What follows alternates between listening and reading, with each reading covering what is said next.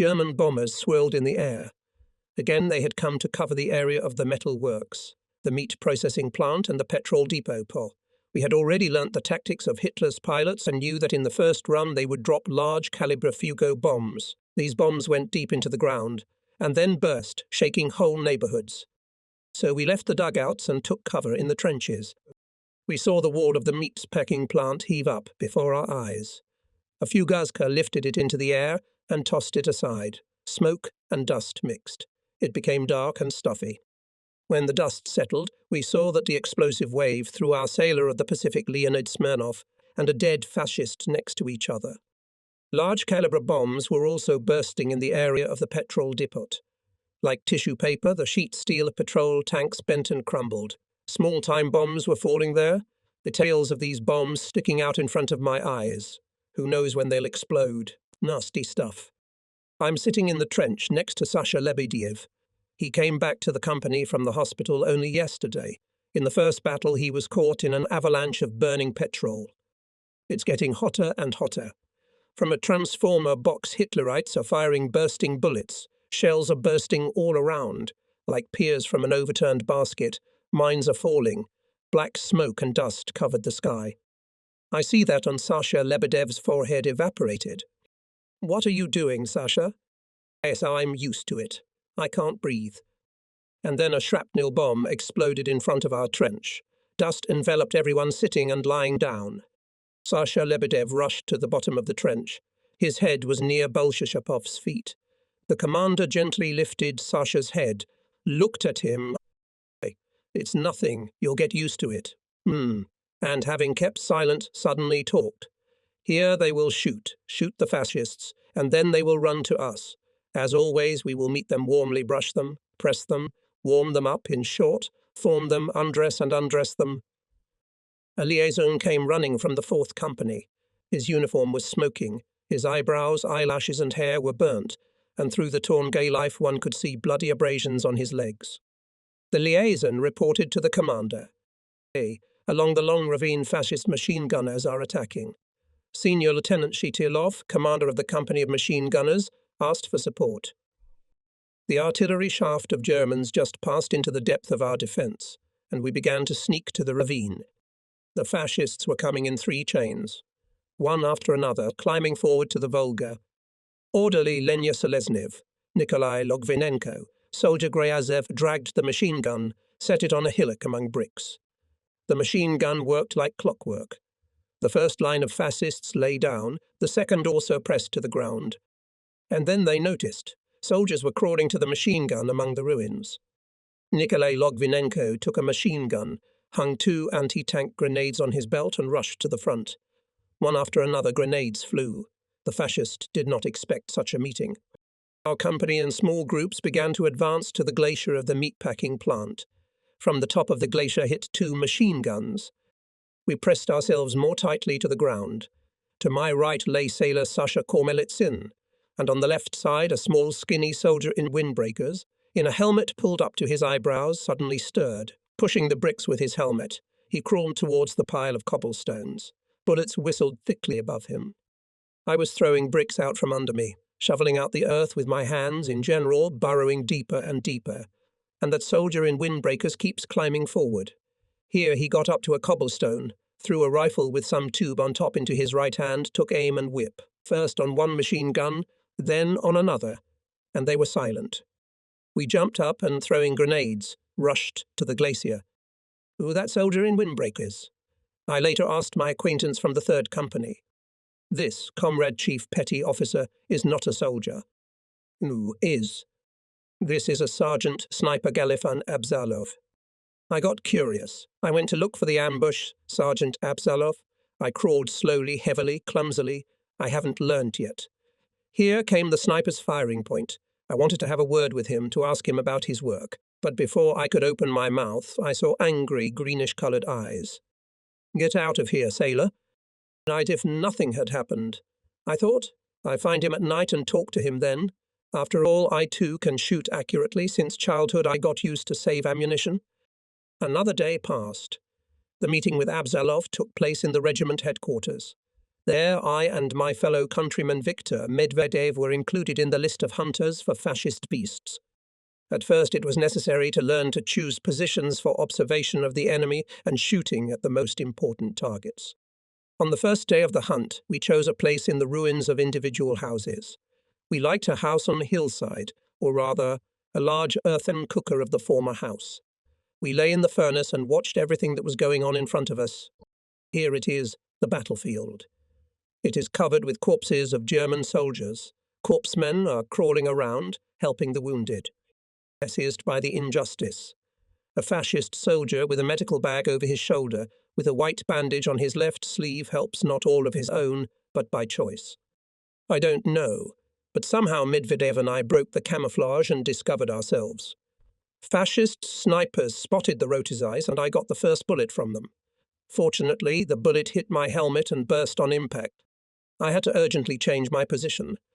Meanwhile, our 4th Company, under the command of Senior Lieutenant Ifindiv, having gathered the last forces, engaged in a firefight with a group of the enemy, retreating along the Dolgy ravine. Nazi planes appeared in the air again. They were turning over the Volga for diving and dived in lines into the thick of smoke over the factory Red October. Then the bombs flew to Mamayev Kurgan, the territory of the meat-packing plant and ice storage. With each minute, the rumble of bombs, shells and mines was growing. Under the cover of the fire rampart, fresh German forces were taking the starting point for a new attack along the ravine. It was seen how densely filled with soldiers' trenches and ruins. How many of them there? It is difficult to determine. One thing was clear to us. No matter how many there were, we had to hold them off, destroy them at all costs. Do not let them go to the bank of the Volga. We could no longer remain just observers. We rushed with Viktor to the positions of our companies. In the morning of the next day, the fascists again rose and moved along the ravine. But our artillery, especially Katyusha, covered the ravine with shells. Hitlerites got into the firebag.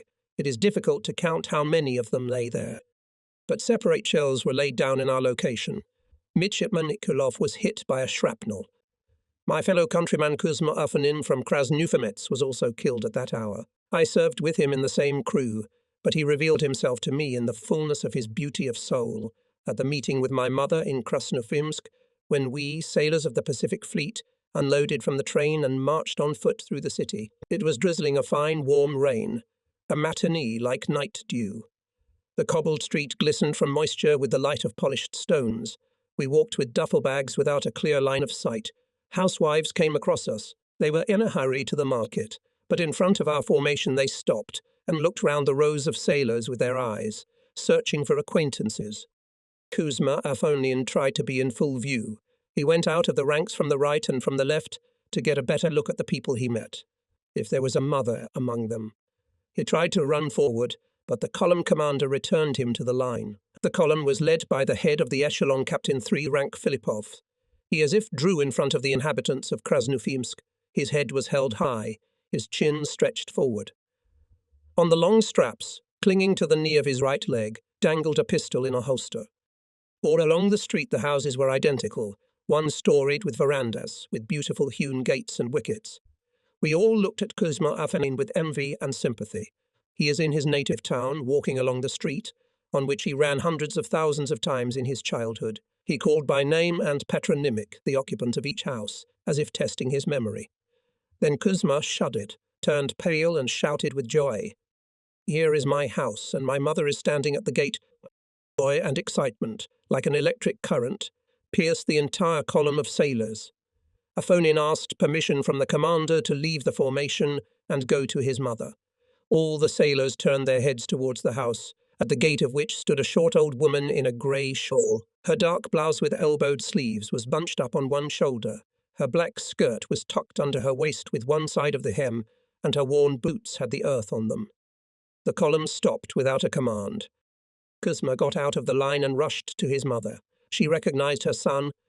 Makuzenka, my son. She wanted to run towards him, but her legs shook, did not obey her. What is it? Is it not a dream? Her voice came to us. We looked at this meeting, and each of us thought of our mother. Mother is a holy word. It's pride. It's the root of the family. A mother is human immortality. The very first word addressed to her is Mama. When a man passes away, his last dying word on his lips is also addressed to his mother. There is no deeper, purer, nobler than a mother's love for her children. Kuzma ran up to his mother, tall and strong. He took her in his arms and, in front of the whole formation of sailors, rocked her on his chest like a small child for a long time. He understood that he was not going to a banquet. There is no war without casualties. Maybe, for the last time in his life, he pressed against his mother's heart. He cried. I don't know whether they were tears of joy or grief, but they were sincere. The line of sailors stood holding their breath. After standing like that in front of us with my mother in his arms, Kuzma pushed the wicket door open with his foot and disappeared into the yard. I did not see what was happening there behind the wooden fence. But when the line moved on, our ranks levelled up and a chiselled step was heard. It was as if we were greeting Kuzma Afonin's mother, walking with a chiselled step on the cobblestone pavement. Behind the outermost houses began the vegetable gardens, which ended with a shrubbery. Behind the shrubbery was a ridge of mixed forest. In the middle of the forest shone a small green clearing, all strewn with flowers. In the very middle of this beautiful area, as if by order, grew a branching birch tree. Here we stopped. The Russian birch and Kuzma Afonin's mother stood before my eyes as an embodiment of the motherland. Here Kuzma caught up with us. How much joy and sadness was in his eyes. He, like me, looked at the birch tree, smiled, and then sighed heavily. It's nothing, Vasya. We'll survive, my mother told us so. And there he was, dead. Mother's wish didn't come true. How can I write to her about it? I won't write for now, but I'll try to fulfill the combat task for him and for myself. As long as my eyes can see, the bullets of my rifle and automatic rifle will not give the enemy mercy. I hit, as I know how, only live targets. My comrades in arms do the same. We avenge for Kuzma Afonin, for our dead friends. Still, groups of Hitler's machine gunners made their way to the Volga. The 13th Guards Division of General A.I. Rodimtsev, or rather its remnants, was cut off from the main forces of the army. On the order of the commander of the 62nd Army, a battalion of headquarters guards and a reserve tank company were thrown here. They were given a task to destroy the enemy machine gunners who had broken through to the Volga. The commander of our regiment, Major Mitatelov, for his part threw a group of machine gunners and the 2nd Machine Gun Company under the command of Senior Lieutenant Bolshishapov. The fight lasted about 4 hours. Elbow communication between our regiment and Rodimtsev's guardsmen was again restored. Only on the site of the 13th Guards Division, 200 metres from the western edge of the Dolgi ravine, the fascist machine gunners held a white brick 3-story house. A short respite gave us an opportunity to replenish ammunition and grenades, repair machine guns and restore minefields. Before dusk, the enemy aviation appeared again. Now dive bombers were dropping their bombs in the Dolgi ravine. That's where this bombing caught me. Flame, smoke, thunderclaps. Everything merged together. The machine gunners from the companies of Senior Lieutenants Shitilov and Defindiv laid down in the ravine. There were enough shelters for everyone. We, survivors able to fight, were 5 times less than the advancing ones. This time Hitlerites chased to the Volga their allies, Romanian companies. We already knew that Romanian officers, going into the attack, shout at the top of their voices, as if trying to outshout the noise of the battle, and when we heard such a shout, it was clear who was coming. Well, you can't take us by shouting. Despite the numerical superiority of the Romanians, the sailors stood firm. Not a step back. On my feet, Kurzovi boots from someone else's foot, 43rd size, with short, wide shanks.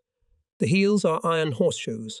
My footsteps could well be heard by the fascist soldiers who were in the same shop on the other side of the wall.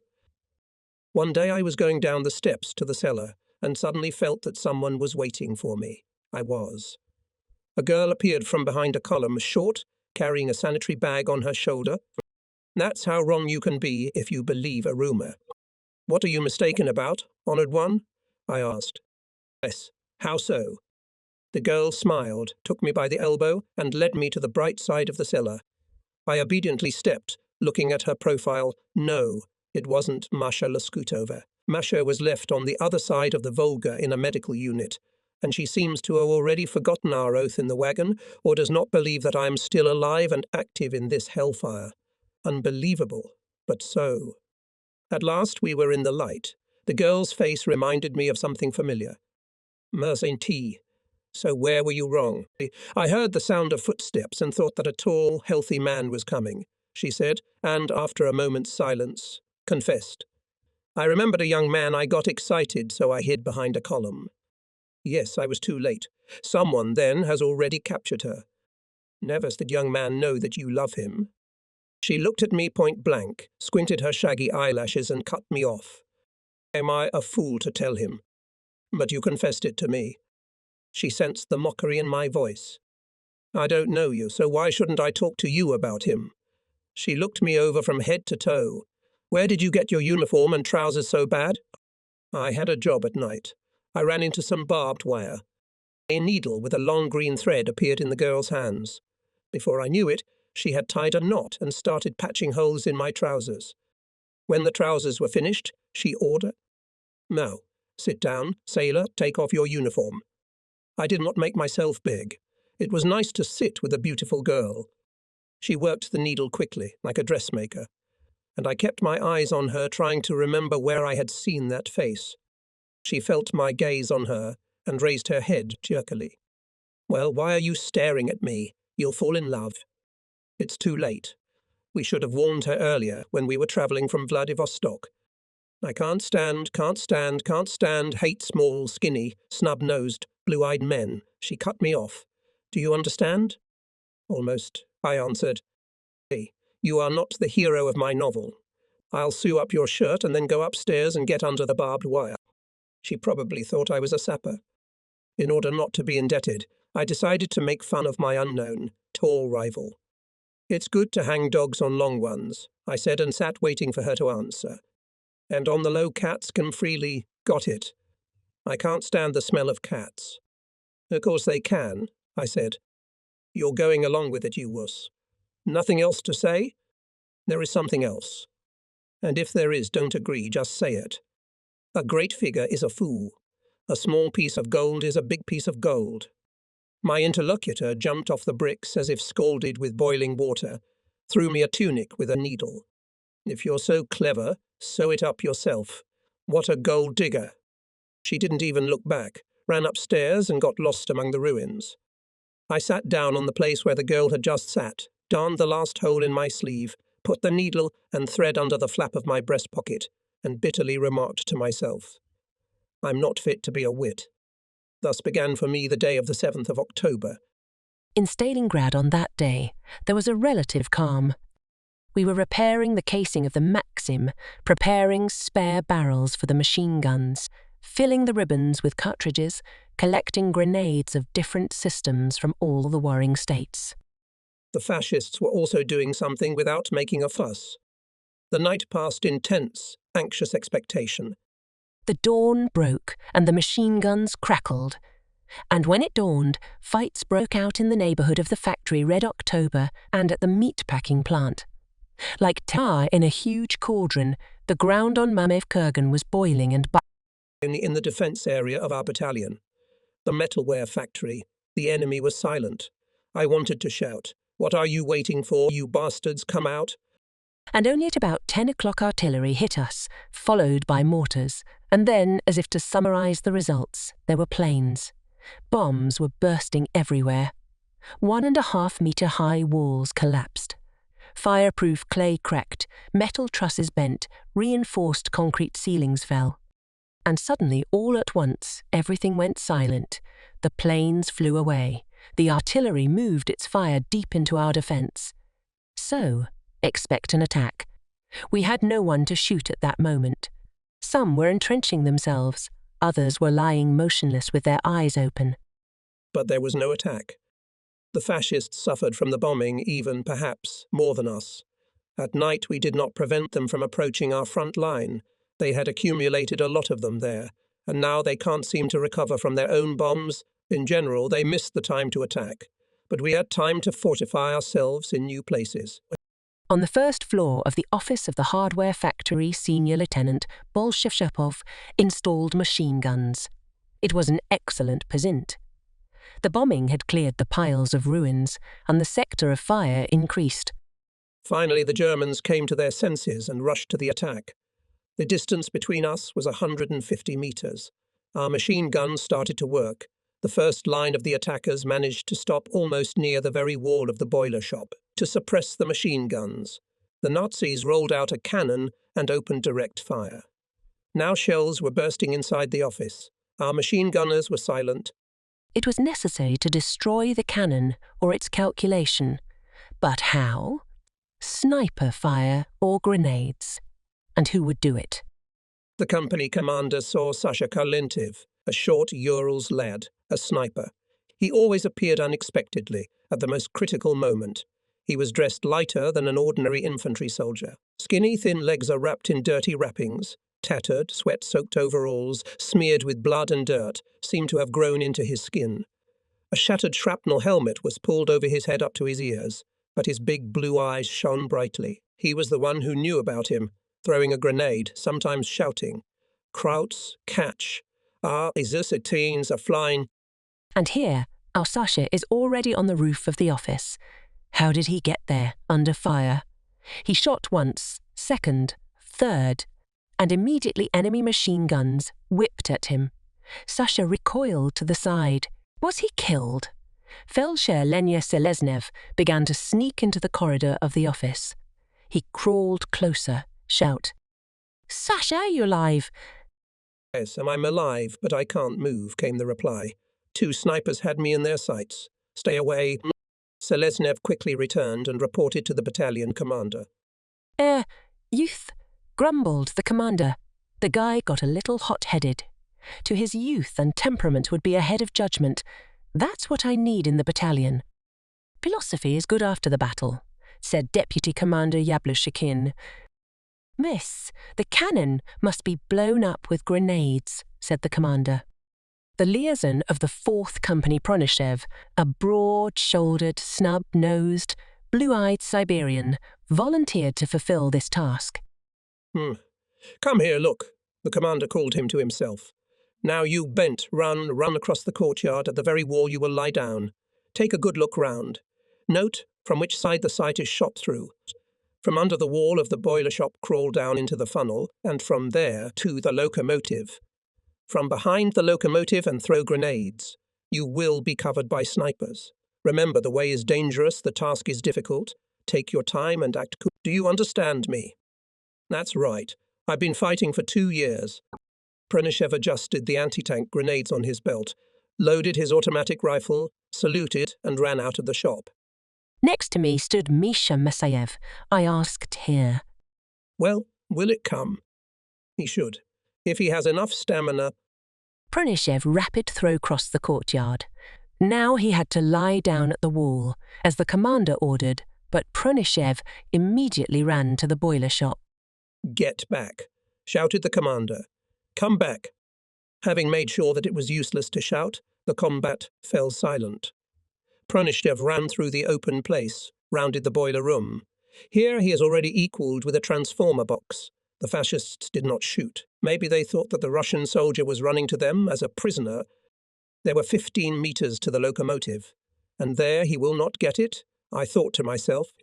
And then the machine guns started to work. Pronishev jerked, stopped, turned his face in our direction and fell. All of us were numb. Combat stood pale, silent. "That's what unreasonable risk leads to," he finally said. "Pronishtavebi." The commanders looked at each other as if consulting in silence. Then the commander turned to us and calmly, as if about something ordinary. "Well, who will be able to blow up this cannon?" I looked at Misha Masayev. He looked back. "Come on." Permission, comrade captain, for Masayev and me." Sayeth, a healthy, strong sailor with a dashingly twisted moustache, stood next to me.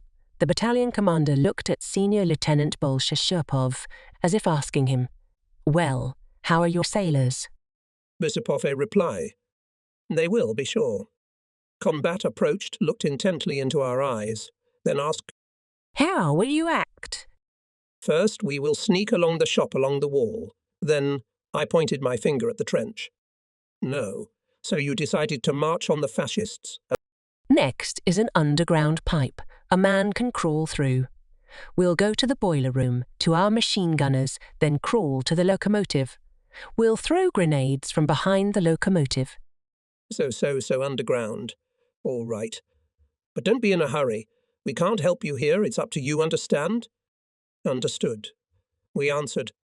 Combat, putting his big hands on our shoulders. Well on your way, submariners. Submariners he called all sailors. Let's go along the trench.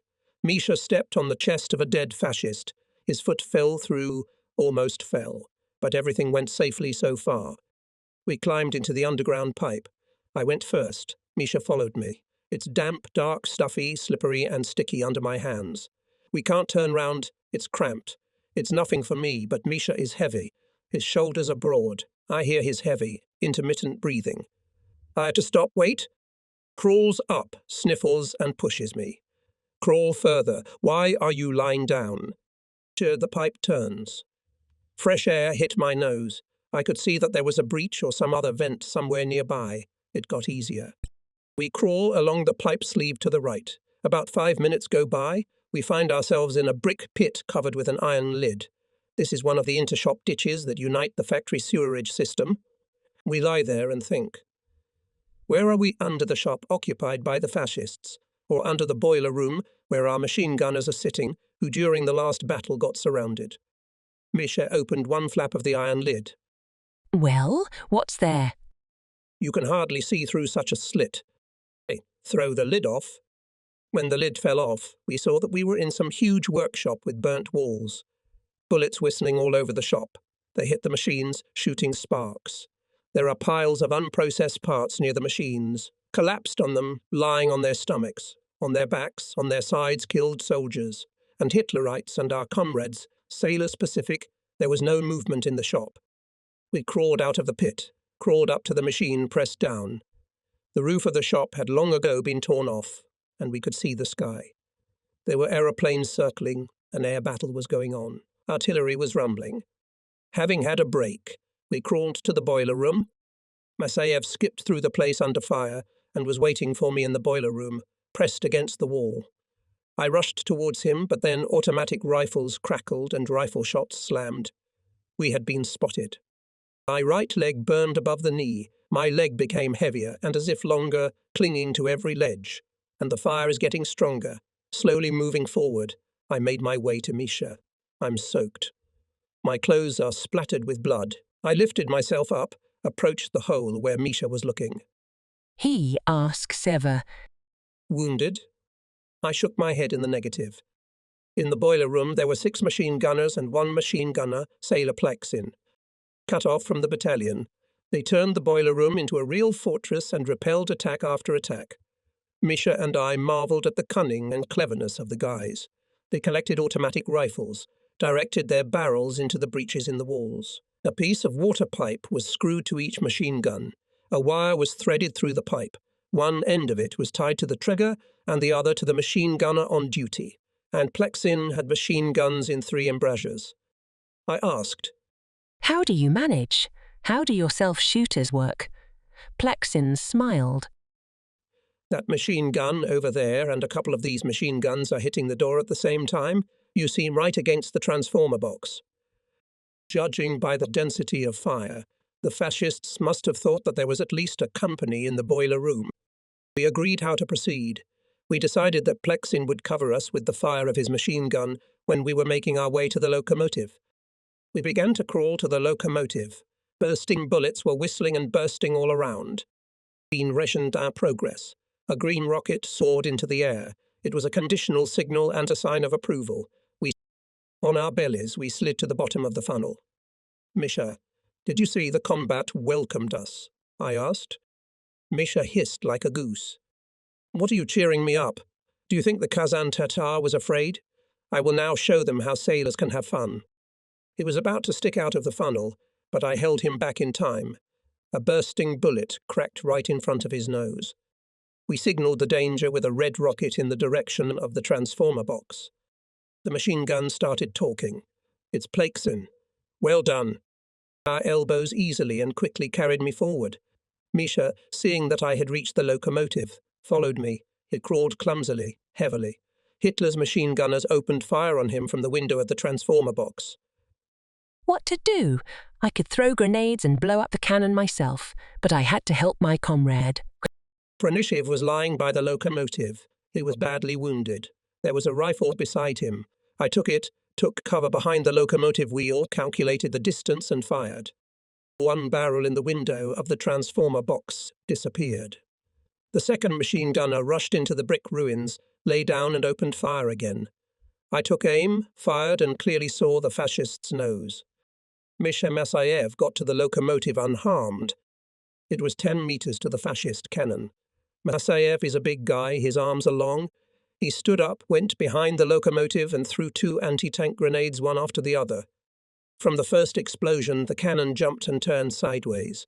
From the second, the wheel fell off, and the barrel, like an anti-aircraft gun, went upwards. Apparently, the servants also lay dead. The Nazis must have been waiting for our attack, but nobody attacked them. Then they decided to surround us and take us alive. It was not to be. Saksin's machine gun started working again. He must withdraw. I ordered Masayev to capture Pranishev and crawl back to the funnel, and I stayed to cover them. Misha stuck out from under the locomotive and fell down. Fortunately, the bullet hit his helmet. Misha was only stunned for a few seconds. It started to get dark. Through a gap in the wheel, I saw 2 fascists crawling on the right. I couldn't stay any longer. They would probably catch me. I threw the last grenade and ran to the crater. Pranishev was lying at the bottom of the funnel, moaning and repeating. Water, water. Masayev bandaged his chest. It was getting dark. The guys are waiting for us in the boiler room. Misha took Pranishev on his back and crawled into the boiler room. I followed him. We were moving slowly. Fatigue was affecting us. Tracer bullets were flying above us, as if showing the fascists our way. Here they are crawling, beat them. We did not think that we would get Pranishev to the boiler room alive, but we decided not to leave even his corpse to the fascists. It was dark and quiet in the boiler room. Riksin, seriously wounded, was lying by the Maxim. Misha dragged him aside. He woke up and whispered, "The Germans are here," and lost consciousness again. There was not another living soul in the boiler room. We slowly approached the door and suddenly heard footsteps and conversation of fascists behind the wall. "So we can't pass through here." Pranishev regained consciousness, mumbled something incoherent, then fell silent again. We moved him and put him next to Pleksin. The voices of the fascists became distant. We went down into the hatch and agreed. Misha would sneak into the battalion, and I would stay here to guard the wounded. When Misha left, I climbed out of the hatch and listened. I thought, if the fascists came, I would throw grenades at them, shoot them with a machine gun. As a last resort, I would open the hatch, go down into the trench, and from there I would defend my comrade. My wounded leg whimpered. I lay down against the wall. I lay down for a while, then I got up, checked my grenades and my automatic rifle. I was armed and felt confident. Our machine gun was whipping along the eastern wall of the boiler room. Individual bullets flew into the boiler room. I waited for the appearance of fascist soldiers from the side of the locomotive, but for some reason they did not. Finally, it began to lighten up. From the eastern side, automatic rifles rumbled. Grenade explosions boomed. I pressed myself tighter against the wall, took hold of the grenade ring.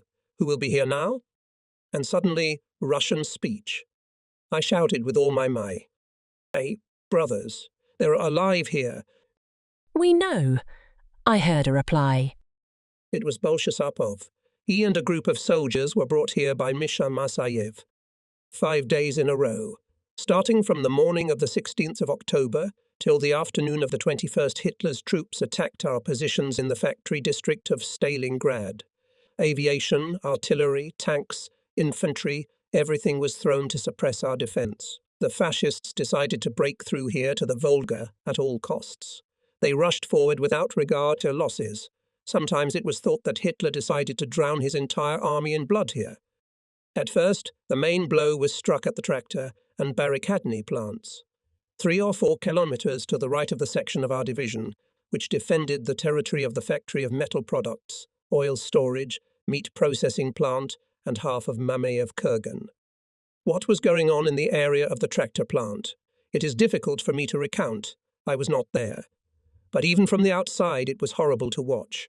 Hundreds of aeroplanes were circling endlessly over the plant. Somebody calculated that only on 14 October about 3,000 aerial missions were made to Tractor and Barricadney. How many bombs fell on each defender of this district? It is not difficult to calculate if we know that there were 3 divisions defending there. In short, only for one day the fascists spent there on each soldier on half a dozen bombs.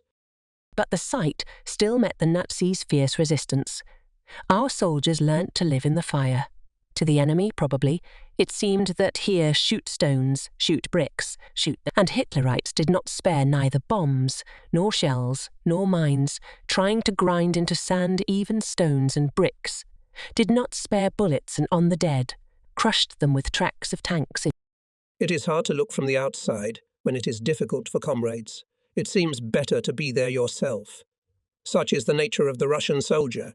That's why we asked our division commander Nikolai Filipovich Batyuk to send us, Marines to help our right neighbour, but he replied, The enemy is only waiting for us to bear our defence.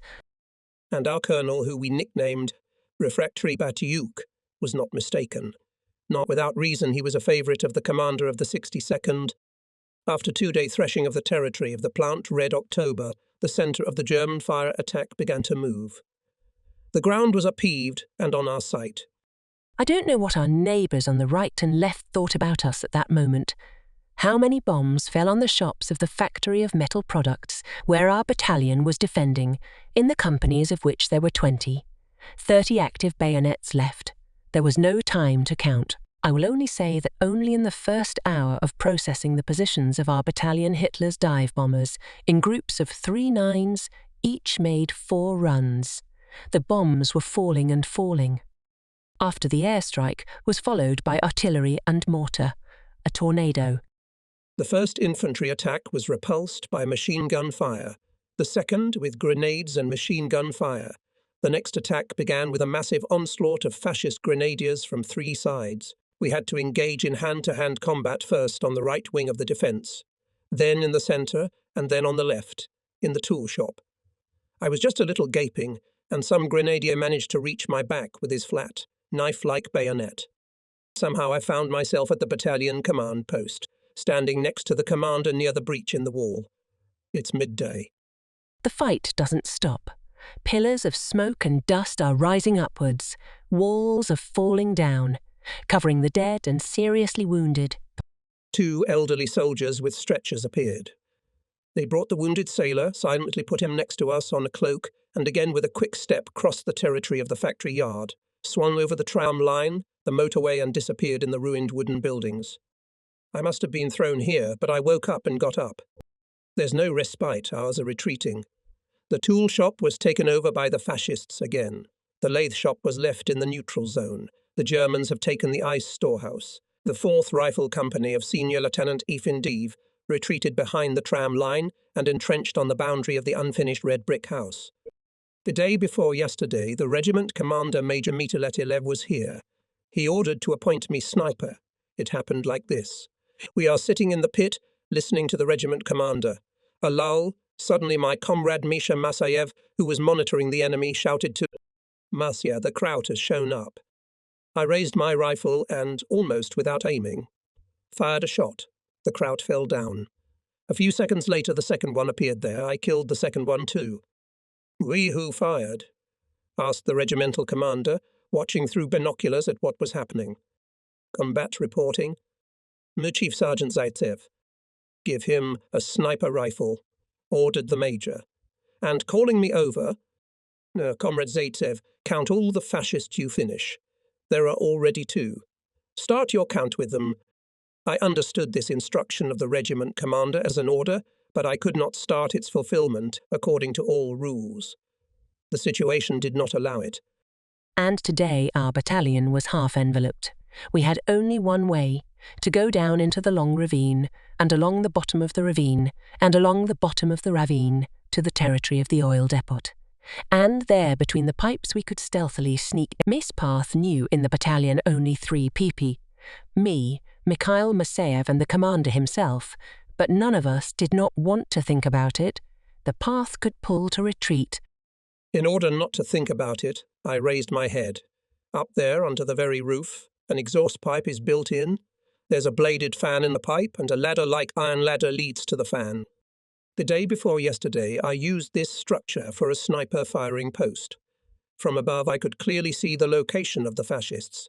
Next to me, near the ventilator, settled down Corrector of Artillery Fire Senior Sergeant Vasily Fifanov. Vasily's connection was not working well.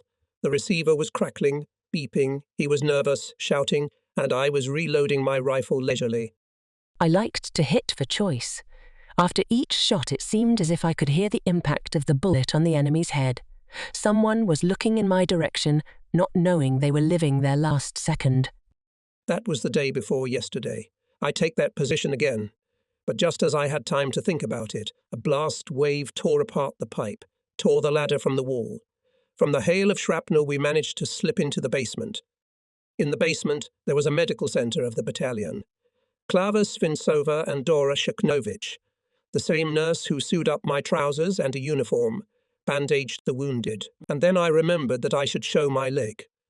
On the way to the cellar, the bandage had come off, and I felt a warm trickle running down my leg. I went up to Dora. She lifted her kind black eyes and said with contrived severity, "Here you are, you restless one. You've been hit again." "No, sister. This time it's all right." "Why do you keep looking at my eyes?" "You're in love. You found the time."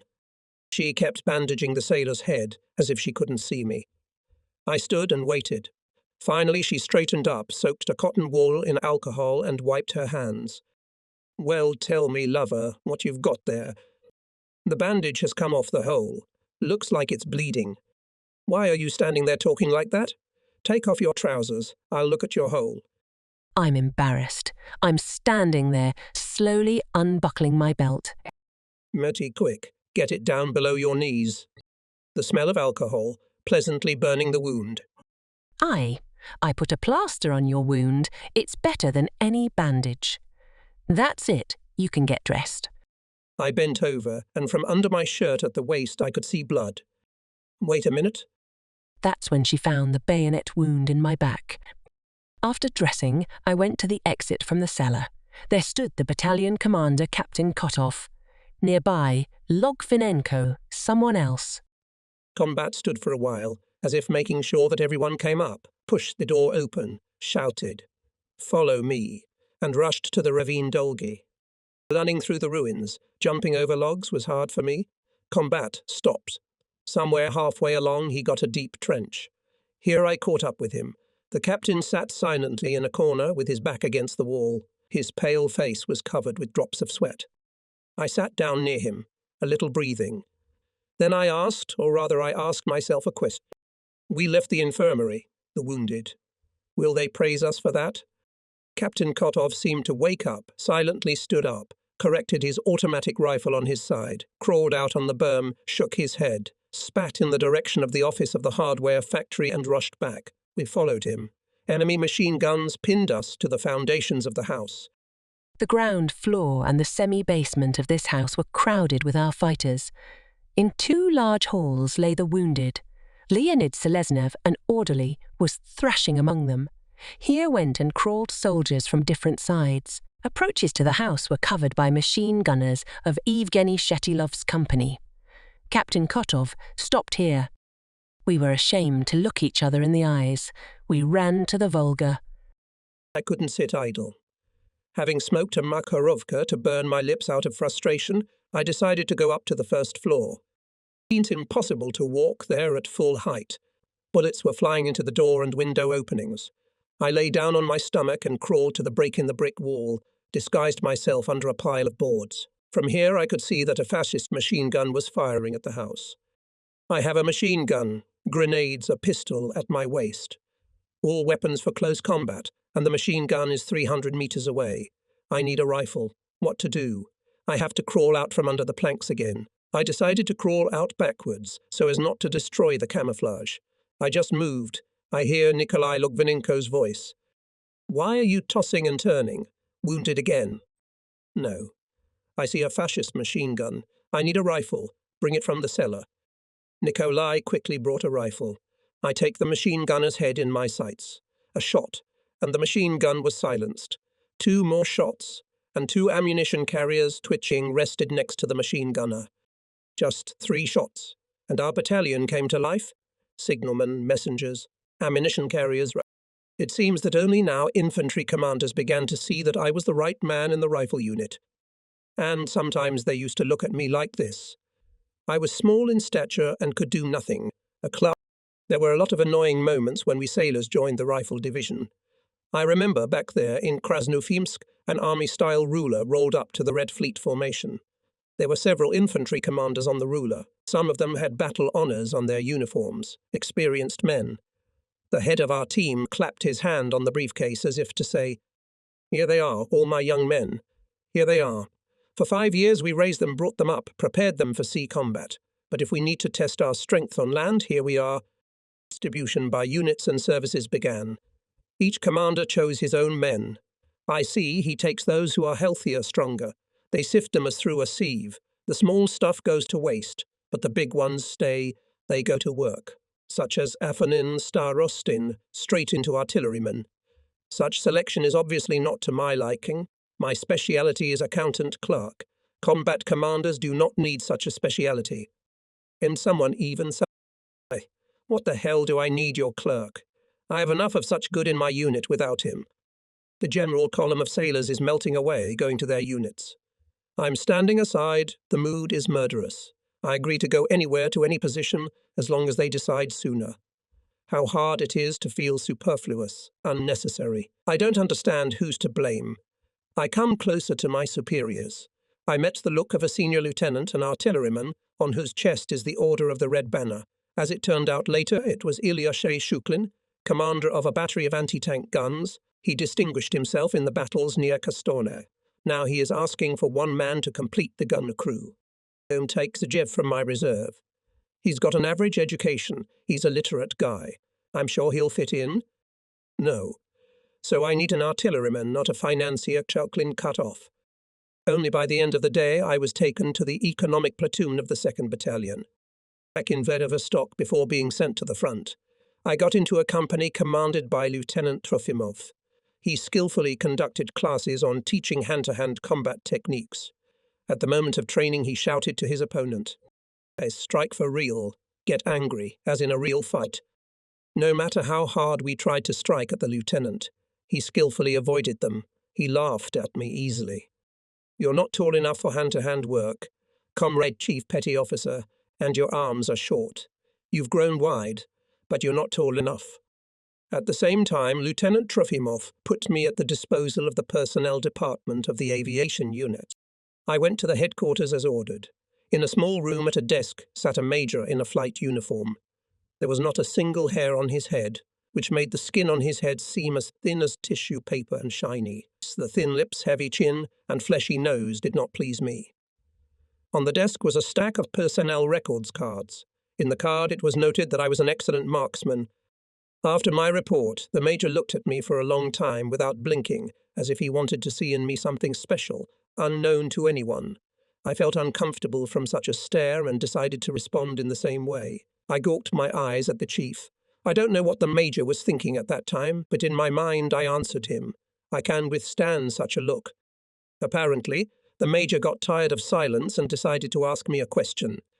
"Where did you learn to shoot well?" "Yes, in the Navy." "It's a big fleet." "In the School of Arms," I answered the major as briefly. "Now I will teach you how to really shoot." After these words my mood was completely ruined. While I would learn from him, and the war would be over. The major told me in detail what I was to learn. I listened to the major to the end and reply, "You're going to teach me to shoot, but you shoot worse than me. I am asking for the 2nd year on the front line in the active army and want to beat the enemy, not targets." My harsh tone could have angered the major, but something happened that I did not expect. The major jumped out of his chair, came up to me, took my hand and started shaking it, and saying, "You're a real sailor, not a wimp.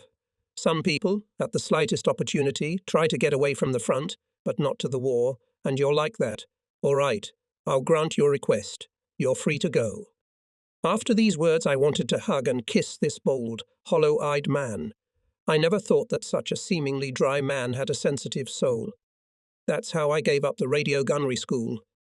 Then, having found myself in Bolshespov's machine gun company, I could already show my abilities as a Ural hunter-shooter. The strict, demanding and sensitive commander of machine gunners, once at a halt, still on the way to Stalingrad, sat me down next to a machine gun and asked, "Do you know anything about this machine?" "I know something," I answered, and I started to dismantle the machine gun quickly, almost without looking at it. The senior lieutenant looks, smiles. At the next halt, Captain Kotov came to me. "The company reported that you know the machine gun well and shoot well. But I doubt it. How can financiers shoot well when they appear once a year at the range?" It hurt me. "I'm going to the front, and here's such distrust." "You're wrong, Comrade Captain. I may be as good a shot as you." "All right, let's check it out." "Might I, please?" "Ritov," shouted to the commander's orderly.